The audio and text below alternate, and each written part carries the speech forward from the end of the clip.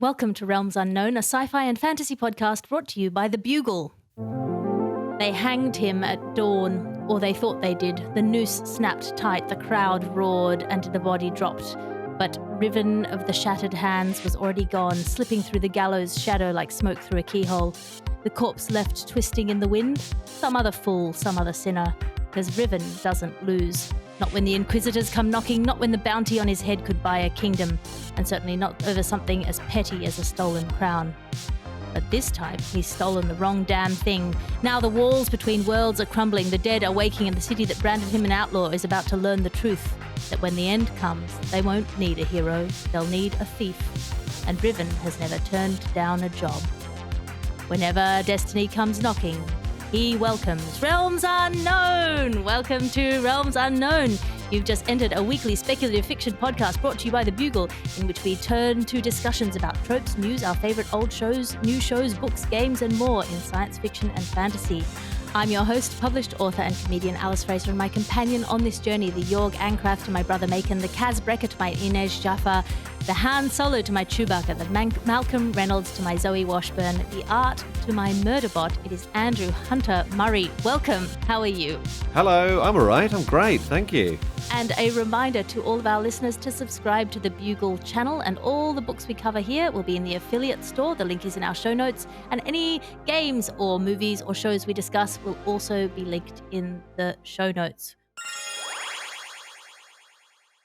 Which brings us to our news section. This is news of science fiction crossing over into the real world, which is a new bionic hand that can detach itself from the user and crawl around and do missions on its own. Is it Thing from the Addams Family? Is it a nightmare that you had about your hand leaving you for another person? Is it a robot future where we're fighting our own fists? Andrew, are you looking forward to a new bionic hand that can go off and do missions on its own? Of course I am. Of course I am. It's I'm struggling to think of immediate missions but that's failure of my imagination. I'm sure that once I have the hand fitted, I will think of all sorts of uses, starting with high shelves. Just, whoop, up he pops. Say goodbye to jar reaching misery. And there'll be loads more. I think that's brilliant. Is that really happening? Yeah, that is a genuine piece of technology that is currently getting out into the world. It exists. There's people who have it and are using it in their day-to-day life. It's not just a prototype. It's a genuine thing. It can crawl away. It can do things. It's like a force hand, but it's an actual hand. It's, terrifying, genuinely amazing. I'm thinking the Mr. Men books need a big update. Right, where we've got Mr. Bionic Hand, which can crawl around. Eat it, Mr. Tickle. That's much better. Yeah. Oh, my goodness. You're limited only by your imagination. And also, if you sit on your hand, it does feel like someone else's. Oh, that's so good. Yeah, it's extraordinary. There's a new novel out from Penguin Random House about a woman who gets abducted by aliens and ends up in a rom-com situation. So I feel like here is a joining of genres that is extraordinary, where if you get abducted by aliens but end up in not just a romance, because we've already had that with Ice Planet Barbarians, but a rom-com alien scenario. Would you read that? Yeah, of course I would. No, I love sci-fi which is doing things outside classic sci-fi plot structure. So, my much tamer example is things like Never Let Me Go by Kazuo Ishiguro, or Clara and the Sun, which are both terrific about, the nature of humanity. But they do it through, like, Never Let Me Go is quite a sort of teeny emo rendition of that kind of issue. So, yeah, I love all of that. I think there should be way more rom-coms in space. Rom-coms in space. Well, this one is called I Got Abducted by Aliens and Now I'm Trapped in a Rom-Com, which I just think is absolutely perfect. That's a Ron Seal to the max, that title. There's no possible doubt. Palm Springs was a lovely one of those. It was a rom-com Groundhog Day, wasn't it? The Andy, I want to call him Andy Serkis. That's not what he's called. Andy Samberg getting trapped in a permanent wedding day, which I thought was a beautiful film. It was so much fun. And, it was slightly more about the rom-com by the end of it than about the Groundhog Day element. Yeah. Well, the other news is slightly more heartbreaking, which is that actress Issa Rae has said that she could never fall in love with an AI chatbot, which I think Well, will we break all the think we could hearts of never all fall. AI You think that, and then you find you're up at 3 a.m. pouring everything you've got into the crypto mine to keep your AI chatbot lover happy. How does she know she could never fall in love with an AI chatbot? She just says that she couldn't. She's 100% convinced that she will never fall for an AI chatbot. Baloney. Baloney. I got to say, as someone who grew up on MSN Messenger, typing messages to people, as a teenager, that was basically, I don't want to say my friends at the time were all AI chatbots, but, you can form very powerful emotions over texting back and forth. That's why all That's those late true. night phone lines in the 90s and text lines, that's why they made absolute millionaires of a few people. I mean, I don't think I could fall in love with an AI chatbot purely because I don't trust anyone over text. Because I also grew up on MSN Mm. Messenger, pretending I was a disaffected 45-year-old man from Ohio when I was Okay, in so you were. forums. Wow. What was your name? I genuinely can't remember, but it would have been a pseudonym based on a pseudonym. But it was basically, I knew that it wasn't safe to hang out in forums as a teenage girl, so Yeah. I pretended to be a middle-aged man. What could be safer? What could be creepier? Your ads now, because you can't be what you can't buy. And this episode of the podcast is brought to you by Steady Steve's Ready Speed Spectral Steed Rental. Need a mount that leaves no tracks? Our ghost horses are fast, silent, and judgment-free. Gallop through walls, gallop through time. Just don't gallop through our massive savings. No feed, no vet bills, just pure undead velocity. Sign up now for our monthly Steed subscription service and we'll throw in a free invisible saddle, curse-free. Steady Steve's Ready Speed Spectral Steed Rental, because the law can't follow you to the other side. And this episode of the podcast is brought to you by Blidget Flamborg and Glab, Temporal Loophole Counselling. Our lawyers specialize in timeline discrepancies. Were you really in New Vega during the heist? Maybe they can prove it, but we can prove you were your own grandmother in the past at the time. Whether it's a passport paradox or an arrest warrant, we guarantee we'll have gotten you off, even if we have to go back in time and do the crime ourselves. Blidget Flamborg and Glab, Temporal Loophole Counselling. No time to do time, no crime in no time.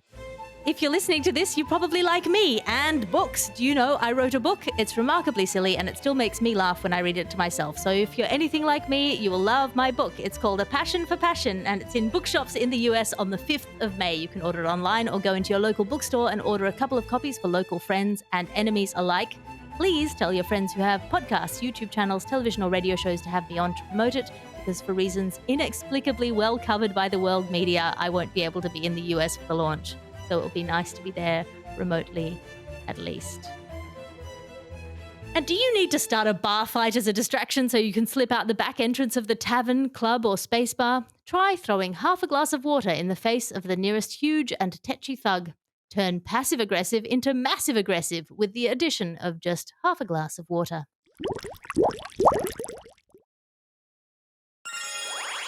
Andrew, what have you been into recently? I have been enjoying. Well, I've only just caught up with 2 things: Fallout and Andor, 2 series, which I have loved. I've had a big spell of just thinking, no, I'm not going to do any more Star Wars stuff. No, thanks. And then I saw everyone saying, "Oh, Andor's terrific," and there's a second series coming, and I thought maybe I can get on board this in time. And thank God I did. It's so good. I just adore it. I love Star Wars stuff without the Skywalker family melodrama. As far as I can tell, there's literally nobody in that family in the first series, and it's a really nice relief because you get all the weirdness and the political stuff, which is really really fun and engaging, and all the issues, none of the tissues. That's not a good saying. Don't copy that. It's a great saying, but I feel like the thing that is most interesting about Star Wars is the stuff that's sort of happening in the background or kind of implied by the scenery or the aliens that are present that kind of, tell you about this united galaxy where there's a lot of sort of immigration of different species to different worlds and so on and so forth. And like you want to know more about them while the plot Yeah. itself is quite thin and, as you say, it's sort of melodramatic and a little bit a little bit overdrawn. I think they've found the sweet spot in Andor between one family who really just need to get into family counselling and sort this out between them, and the trade negotiations from the episodes 1, 2, and 3, which, with the best will in the world, were not the most fun. They found a sense of right, a sclerotic dying empire. Maybe there's some juice in here, and and obviously it touches on lots of things that are interesting and relevant in the world now, like overweening corporate power and over authoritarian government. So that's all in there too. And I like is he called Diego Luna, the main guy? He's just very likable. He's so likable. And he looks younger now than he did 10 years ago when he made Rogue One. And obviously it's set before the events of that film, so he should look younger, but I don't know how he's done that. Do you think they've digitally de-aged him, or do you think he's had plastic surgery, or do you just think it's good makeup? I think probably it's just lots of grilled vegetables and jogging. I think that's I think that must be it. Yeah, well, I think maybe millions of dollars in between. It feels like millions of dollars de-ages you in some way. I'm sure it does. Oh, and can I give a shout out to another thing I've been enjoying? I know I did say Fallout, but actually I also recently watched Godzilla Minus One, which is the new Godzilla film. It's made by it's Japanese made, so it's original and best Godzilla, and it's all set in the years after the Second World War, and it's set in a Japan that's completely traumatized and knocked out and has doesn't know what its place in the world is going to be, and it's such a good human story which just happens to have a Godzilla element to it. It's terrific. I like a story, again, maybe this is like the underlying theme that isn't the explicit theme of this episode, but things that cross genres that you don't expect them to, like Sinners, which we talked about last week, which has been blowing the top off the box office, is not the movie that it presents itself to be for the first bit of the movie. I'm not going to spoil it for anyone who hasn't seen it, but it sort of turns into a genre film about a third of the way through, maybe halfway through, and it's a bit of a surprise. I love that. I came away from Godzilla Minus One thinking, I must read more about the Japanese experience of the second half of the 1940s, because it's the main character at the very start of the film is meant to sacrifice his own life. It's all these themes of kamikaze and personal sacrifice of your own life versus wanting to survive. And Japan was in the grip of this kind of death cult in the final days of the Second World War. That because personal honor was so much more important and national honor was so much more important than your own individual life. And the main character flunks that test at the start of the film. And so does he find a way to continue wanting to live while also matching his ambition to sacrifice himself for a greater good? I'm not going to give the answer away, but you'll come out crying. This is going to sound like a tangent, but I feel it's sort of the same thing. I was once shared a photo bucket of couples in Halloween scare houses having surprise photography taken of them. And it was sort of shared to me as quite a funny thing. And some of it was quite funny because you saw these people's reactions to shock and surprise, their completely unfiltered reactions being captured on camera. But then I found it quite sort of startling and heartbreaking because there were things where there would be like a boyfriend throwing his girlfriend at the monster or like and I feel like these are moments that like make or break relationships. Sometimes they would be very, very bravely stepping forward, but sometimes they would find something, you would see them finding something out about themselves in that moment that maybe neither of them was ready to know. Absolutely I've been reading Wake of Vultures by Lila Bowen, which is a girl who's been brought up in a sort of a Dust Bowl ranch situation, absolute poverty, really bleak, kind of beautiful scenery. She's kept as a sort of half slave by the only parents she's ever known, though they're clearly not her blood relatives. All she wants to do is to dress up as a boy and become a horse trainer at the ranch nearby. And then she kills a super creepy man who's trying to molest her, and suddenly she can see that the supernatural, he's a vampire, she suddenly realizes, and then she has access to this whole supernatural landscape and she can no longer kind of ignore it. And that's the beginning of the adventure. It is really fun. Wow. Quite hard-edged, but I am enjoying it immensely. That's Wake of Vultures by Lila Bowen. Oh, sounds great. Yeah, it's really fun. That brings me to Trope on a Rope, which this week we will talk about a trope that we love or hate every time we come across it, and the books or movies or games that have that trope. What's your trope for today, Andrew?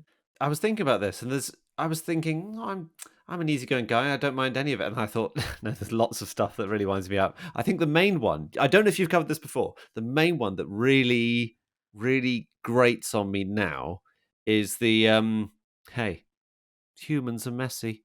And it's because it's definitely true. And when it's done well, it can be brilliant. But when it's sometimes it can be just tacked on. And there's a film. There's the third of the Cornetto trilogy, the Simon Pegg and Edgar Wright trilogy. There's a scene at the end of that where they have to explain to the alien intelligence, which has been, ruining their life and invading the planet, that hey, humans, we're just not like you aliens. We're messy, and it's just I find it a bit. I've just seen it a few times too many, and it's such a tempting thing, but it, I don't know why it annoys me when it's done poorly. I think it's a kind of human exceptionalism that I find. I mean, aliens are messy. No one's no one's got this worked out. Particularly when it comes up in our own defense, where it's like, yeah, we can be horrible and awful and murder each other, but it's like, Yeah, exactly. Yeah, So that's. I'm trying to think of other places where I've seen it. That was the main time I'd seen it where I just thought, no, that's too many. That's too much. I suppose it's a little bit in things like Independence Day and Men in Black. The idea that the aliens are these pure fascists, and it's the kind of scrappy humans who haven't worked it out who are going to save the day. It just is a little bit too neat for me. well, it's neat because it makes all of our flaws into virtues. Yeah, that's it.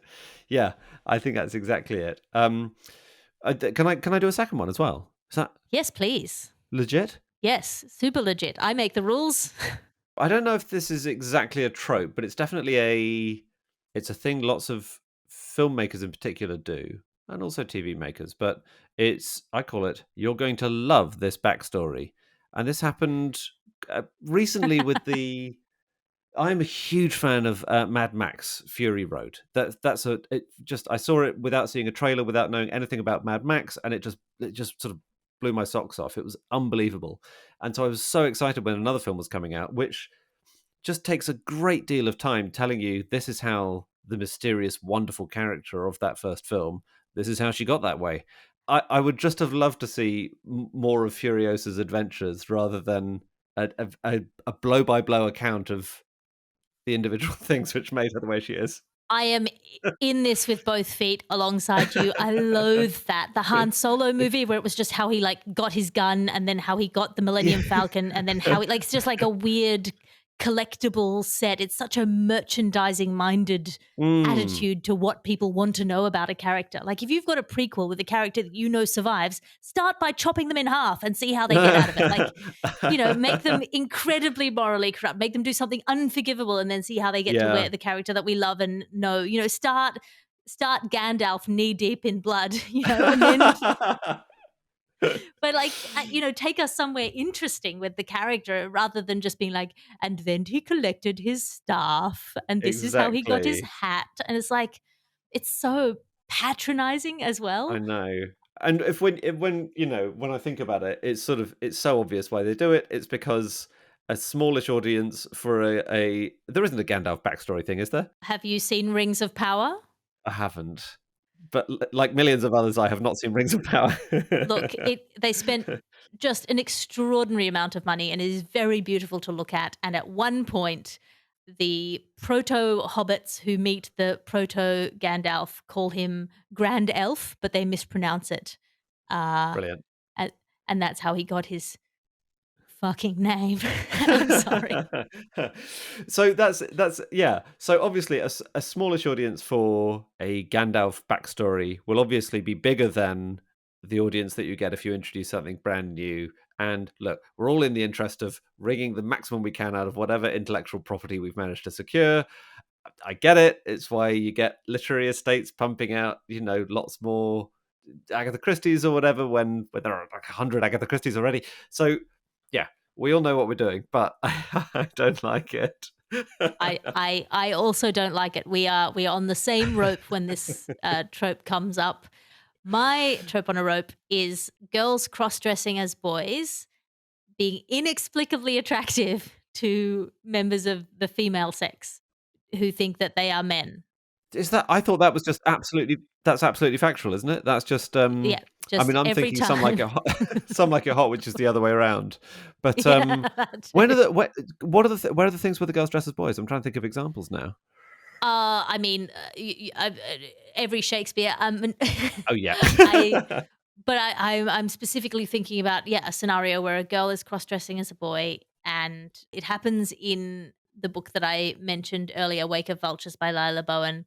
Oh yeah. Except it's a slight twist on that trope in that the ladies at the saloon who are attracted to her are vampires, so it's vaguely more Great. interesting. Okay. But it is just this thing of like, come on, not every woman is attracted to a boy band looking guy in a hat who's shy and won't talk to anyone and hunches his shoulders because he's trying to hide his tits, you know?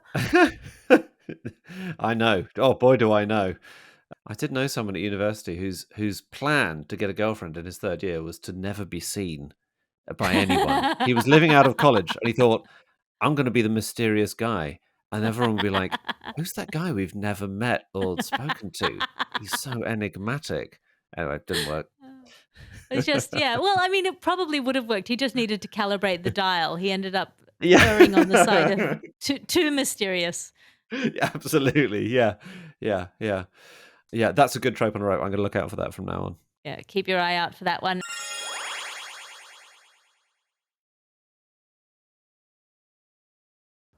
And that brings us to our subgenre deep dive. Each week we go deep into a little subgenre in science fiction and fantasy. And this week it is operating outside the law. The subgenre is operating outside the law, which is such a broad subgenre compared with last week's, which was very narrow. It's impossible really to touch on anything but the very meniscus of the surface of the ocean of this genre. It is fascinating when it's done well, operating outside of the law specifically, because it lets us play with the differences between morality and law, the ways that those two things are linked or not, whether you belong in society or the outside. It's very high stakes, obviously, because you can go to jail or you can be killed depending on the structure of the world. And you can have two good characters on different sides of the law, like the fugitive or Oh, yeah. conversely, everyone can be awful in different ways, or conversely, the law can be the baddies, as in Joss Whedon's Firefly. Mm. I'm going to suggest, as a good example of the genre, The Expanse. Which I haven't seen, but it sounds Oh, great. it's very fun. Yes, the books are Yeah. great, and the television series is also great. Basically, the law is almost indistinguishable from the power of corporations. And Mm. so our people operating outside of the law, investigating the wrongdoings of corporations, are kind of on the morally good side, even though not all of them are morally good characters. Mm. So that's really fun. That sounds great. It is. I was trying to think of characters who operate exclusively inside the law, and I couldn't I couldn't come up with any really in anything where the law's involved, because it's by far the more fun thing. So, I mean, just what you said about the corporate power, the Alien films is such a wonderful example of that, because they start right away with the interests of the company are very opposed to the interests of the 7-person crew, and there is just no doubt at all but whose interests are going to be prioritized here. So, and that might be the paradigm. I don't know if there was much before that in the sci-fi world of that kind of thing. I'm reading something at the moment which is just an absolute blast. It's called Sleeper Beach. It's by a writer called Nick Harkaway, and it's a sequel to a book that was out a year or two ago called Titanium Noir. Fantastic title, and it's set in a world where the very, very wealthy have been able to take a drug called T7, which makes you much younger again, makes you practically immortal. It makes you much harder to kill, and it makes you 20% bigger. So after after one dose of T7, you might be 6'4". After another, you're going to be 6'8", whatever it is. And it's a sort of noir detective story within a world where there are only a couple of thousand of these amazing titans. You know, the oldest are a couple of 100 years old, and it's just a fantastic metaphor for extreme wealth, how it bends people out of shape, and how it makes them powerful. You know, it's just a really dreamy example of how, you know, because the oldest titans in these books are 150, 200 years old. You know, they have outlived petty human concerns, and there's so much of that kind of stuff in the world today, particularly when you have actual billionaires saying, "Oh, I'm going to live to 150," this kind of stuff. So, and he operates kind of he's a fixer for the Titans, the main character. So he's operating in line with extreme corporate power, but often very much outside the law. And yeah, it's so satisfying. I think you might have prompted our next week's subgenre deep dive, Oh, because now I'm fascinated by characters that operate only inside the law. I would recommend to you Sabriel, the Aborson okay, series by Garth Nix, which is a sort of a children's fantasy, but is just so brilliant that it kind of transcends that. She okay. has to take over the role of her Sabriel. father, who sort of operates on the liminal spaces of the underworld and ushers people through to the afterlife. Cool. Magic bells.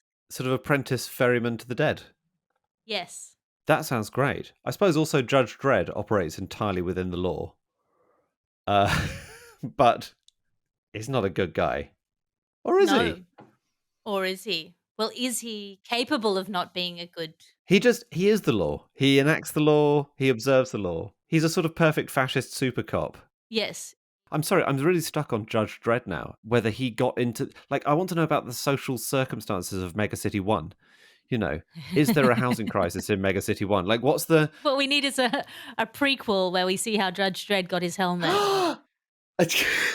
exactly. We need hours and hours of him. Wasn't that a really controversial thing in one of the films where it was who was it? It was someone like Sylvester Stallone or someone playing him, and you got to see his whole face. Whereas normally the whole point is you only see his jaw, his square jaw of justice. Yes. But then why would you hire a star if you couldn't show his whole face? Yes, you're right. That's a really interesting one to me because exactly as you say, we don't care at all about Judge Dredd's home life. When he hangs up his mask at the end of the day, is he fulfilled? Does he have a hobby? We don't care. I don't want to see the prequel where he's in year 3 maths class and someone cheats and wins, and that's how he develops his inflexible taste for justice.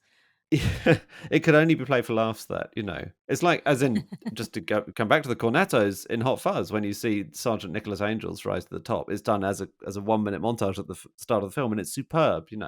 But that's because it's being done for fun, and sort of playing with that stupid idea of you have to have a backstory, like villain backstories as well.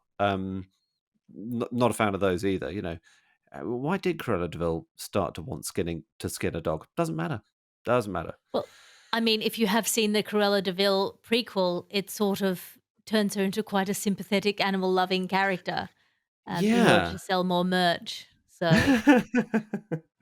How much of any person can you see before you start to like them is quite an interesting thing about character.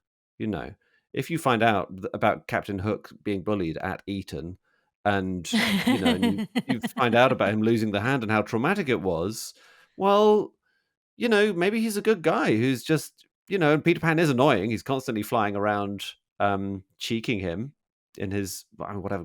What is Hook trying to do? It's not clear.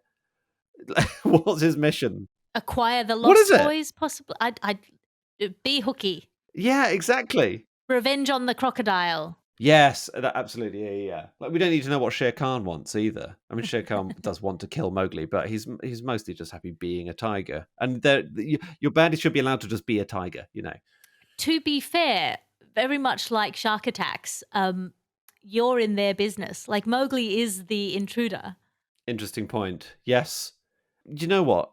I'm going to pitch to them whoever they are, a remake where Mowgli is the heel, and he has to be like that. That's quite good. That's quite ecological. Mhm. Mowgli's not sustainable. He won't obey the law of the jungle, which is that you get eaten by a bloody tiger. Yeah, If you're a absolutely. little boy in the jungle, your job is to get eaten by a tiger. How dare he defy Mother Nature? Yeah, okay, good. All right, we've come to this with new IP, which is my aim for every podcast I do. I would like to recommend Jereg from one of the very many Vlad Taltosh novels by Stephen Brust. Vlad is a mobster and an assassin who takes a job that's bigger than he anticipated and ends up sort of changing the whole sort of social order. It's framed like a detective novel, but from the assassin's point of view. Oh, that sounds great. It's a lot of fun. Brian DuPont on Blue Sky recommends Alan Moore's work, especially V for Vendetta and Watchmen. in both of which heroes turn into monsters to fight horrible systems. But in Watchmen, the story keeps twisting in on itself until you don't know who can possibly be the good guy. So that's got a recommendation. Got any others? I was thinking. I mean, I will watch Tom Cruise open a paper bag, and in Minority Report, you get to see him do a whole lot more than that, and it's a wonderful. I don't know. I haven't seen it for some years now, but the idea we can predict crimes. We can see Tom Cruise, you, the super cop, you're about to murder someone, I think it is. And then he's on the run for the rest of the film, trying to prove that the system is wrong. I mean, it's deeply satisfying. There is never a moment's doubt that Tom Cruise is absolutely the good guy. There's just no hesitation talking about these interesting things you can do with characters where people are good, but they're in the wrong, but they're doing terrible things, but they're in the greater good. All of that. No, Tom Cruise has very rarely played pure villain. Maybe never, actually. It's like how Apple products won't be used by villains in a lot of crime drama. Yes. Tom Cruise is the Apple product of movie stars. He sort of is. He's expensive, but he's worth it, Yep. The user interface with Tom Cruise is just so smooth. You just plug it in, it finds its own plug with a magnet, it sorts itself out. Very little sort of adaptability necessarily, but, it does the job. Yeah, I couldn't agree more. Yeah. So anyway, Minority Report. I'm sure everyone listening to this will have seen it dozens of times, but go and watch it again. I'm going to. I have not seen Minority Report. My brother saw it before me and he said, "Oh, you won't like it. It's got a squishy eye thing." And I have a thing about squishy eye things. Oh, barely. To be fair, my brother was the one who nearly took my eye out by accident with a cricket stump. So he's now the guide of squishy eyes. Okay. He's now the protector of my eye squishing fear. That's fair enough. Okay. Obviously, this is touching the very surface of this extremely broad sub-genre. As you mentioned, Andrew, there's almost no modern fiction that doesn't have some sort of rebel anti-hero. Even in Star Wars, you have layers of anti-heroes. You have the rebels against the Empire, and then within the rebels, you have Han Solo, who's even more rebellious than the rebels because he's allied to no cause. And then you have, I guess, the Ewoks, who are chaotic good beyond any law of man or god. It's an egg that you can keep unwrapping. But that brings us to our final section, the Minds of which is talking about books or shows or games or movies that we loved, but now might not necessarily hold up. I am going to do the Magic Faraway Tree books, which I have started to read to my daughter, who's 3.5. And I was reading it with great joy and delight and pleasure because it's got that really fun thing of adventures that children have on their own. And then there's always delicious sweets that they get to eat in different places. It's all marked by the delicious things that they get to eat among different people. And it's quite good about like sort of class and wealth because they're not from a wealthy family. They've just moved to the country for their dad to have a laboring job, and like they can't afford to get a taxi to the house, so they have to walk miles to get there. And then they talk about how their mum is planning to like get a hen so that she can sell the eggs to make a little bit of extra money on the side, and she's going to take in some mending. So I was like, oh, this is really great and kind of culturally aware. And then you get to the chapter with the gollywogs. Right. I was like, do I skip over the chapter? Do I? How do I just read through and then tell her afterwards? Do I let her enjoy them and then tell her when she's old enough to understand why some people would be very upset? If you're editing on the fly as you read, that's a really tricky job. You might do a quick edit at the beginning, think, okay, I can get through this, and then that leads to further complications later in the chapter. That's fair. So I loved the Faraway Tree. I absolutely loved it. And I didn't even remember that there were any gollywogs in it. I just remember the worlds going around at the top and it being. I certainly was surprised. There's Nurse. Now, look, if I say Nurse Spank, Please, I'm not trying to. Is there someone called Nurse Spank, or is there something else I've seen which features a character? I'm now doubting myself hard. I think you're right. I'm not sure if we're up to that yet. But yeah, I sort of like I've always sort of said that I believe in not editing old texts and not cutting out the bits that were of their time and that sort of have been kind of changed. Yeah. Either the meaning has changed over time, or we realize now that it was always not great. But that the people who were troubled by it didn't have enough of a voice to express their trouble with it. And so I've always sort of said, as a matter of principle, that you should just read the text as it is, and then if there's a problem with it, you can kind of discuss it afterwards. But I'm coming up against my own principle here, and I have to actually make the decision of whether that's what I'm going to do or not. I came across this last night, and I was like, bedtime now, before I have to make a decision. Yeah, it's all very well having that principle, but when you've suddenly reached gollywog hell and it's bedtime, that's a very different thing to be. Because I have that same instinctive preference that it's important to keep these things as they were so that they can be put in their historical context. However, it turns out that lots of things, like the James Bond books, and what was one of the other controversial ones recently? I think it was Blyton, and maybe even Roald Dahl. People got very funny about Roald Dahl because his books are kind of, they're nasty in some ways, and that's part of the thing that children love. But they have been updated consistently since the 50s and 60s, and what we think of as original Dahl or original Fleming, or whatever, has actually been sanded down a bit over the years. It's sort of as if you need one set of this is the original. I mean, maybe there's a cover thing. You can, and this is the one which is 2025 compliant, and you can then, in the shop say, okay, I think I'll go with the 2025 Blyton. It's tricky. It is tricky. It is super tricky. I have noticed a trend, for example, in children's fairy tale books of the classics. The Princess and the Pea, or Swan Lake, or Snow White, where these are really classic, out of copyright books. Anyone can tell the version of the story where they end with, and then after a few years of being friends, they decided that they were going to get married, and then they got married and lived happily ever after. Really? Yeah. And you're like, Why? but he was a frog 5 minutes ago. Are we doing realism in romance now? What are we? What's happening? I sort of the think idea that you shouldn't rush into marriage just because you're 12 and have never met anyone else. But sometimes you should. I know, I've known couples who've got together after 2 weeks, and they've now, they've got children and they're married, and they and it's 15 years ago, and that. I mean, George W. Bush and his wife, I think they got engaged after 3 months. And they're one of the great love stories of all time. Are we really to say that that's not the way to go about it? Yeah, well, and I mean, this is the question. Do we want to change the love story where it's like, I saw your grandmother across the fence and I followed her till she gave in? Yeah, exactly. Exactly. Old, charming tales like that. People always want to have the original, but when you say, actually, at the end of the original Little Mermaid, her tongue is cut out and she dissolves into sea foam, they're not quite as keen on the charming original then, when you're having to read that and explain why that's nice to a 5-year-old. So people always have a desire for the past without automatically engaging with everything that it contains, I think.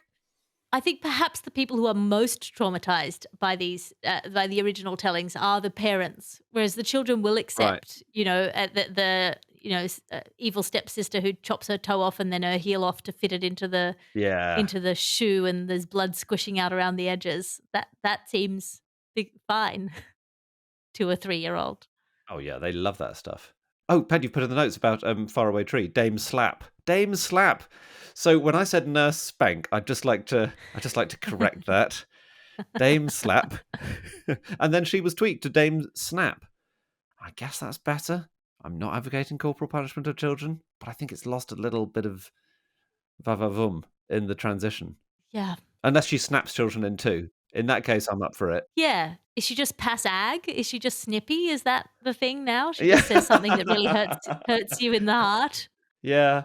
It's interesting. Like, I think probably all of us are a product of the age we grew up in, and our internal barometers of what is and isn't acceptable is much more it's chronological and societal cohort, and you can definitely change things as society's attitudes change. But I think some of it is baked in from what we experienced when we were growing up. Yeah, she reprimands her students by shouting at them. There's a note by Ped. The spanking aspect was removed and the character's severity was toned down. I don't know if I can. I like a dame slap. I think she's a commentary on class systems or something. Yeah, she's a busy woman in a different paradigm. And operating entirely within the law of the time as well. Right, we should say there's no suggestion of any illegal activity by Dame Slap or Nurse Spank. Yeah, but then you could say, you can say to your children, there was a time where it was legal to hit children, and now it is no longer legal to hit children. You should be grateful for that. Absolutely. Well, that's a great Minds of Error. I'm going to be careful with that the next time I read Faraway Tree. Yeah. Keep your eyes out. And that brings me to the end of this week's episode of Realms Unknown. A reminder to subscribe to the Bugle channel, and all of the books that we covered will be in our affiliate store. The link is in the show notes. And then we will also list all of the other things that we mentioned. If you'd like to know more about the post-war Japan experience, then look at Andrew's recommendation of Godzilla Minus One by Takashi Yamazaki. Or if you're looking for a good book, try Wake of Vultures by Lila Bowen, which lands somewhere between gritty western, supernatural horror, and fantasy. Or try Sleeper Beach by Nick Harkaway, which Andrew suggested in the subgenre deep dive. Remember, you can find all of the books, films, TV shows, and games mentioned in the episode show notes, and buy the books in our affiliate bookshop store. That brings me to the end of Realms Unknown. Andrew, have you got anything that you would like to plug? Oh, I have. By great good fortune, I have a book out this month in paperback called A Beginner's Guide to Breaking and Entering. And as an author who's written 2 quite sci-fi, quite dystopian novels, this one is the really dystopian one because it's set in the modern-day London housing market. So it's about a character who breaks into luxurious, empty second homes when the rightful owners are away and lives there. And he has a skeleton key to every gorgeous house in the country, basically. He has a wonderful life.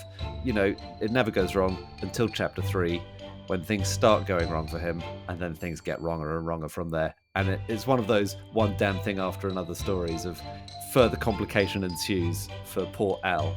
So, that's what it is. A Beginner's Guide to Breaking and Entering. I have already ordered it in, which I'm excited to get it. I'm getting it shipped from the UK, actually. So there you go. I'm excited to read it. Don't tell me too many things. There's a character that operates outside of the law. We should have mentioned it in our deep dive section. Like it was a surprise. Absolutely should have. You can find me online at patreon.com/Alice Fraser, where I run 4 weekly writers' meetings, 2 normal ones, 1 comedy one, and 1 about admin and industry. That's patreon.com/Alice Fraser. We still have a few slots open for our Swiss writers' retreat. This is a Bugle podcast and Alice Fraser production. Your editor is Ped Hunter. Your executive producer is Chris Skinner. I'm Alice Fraser. I'll talk to you again next week.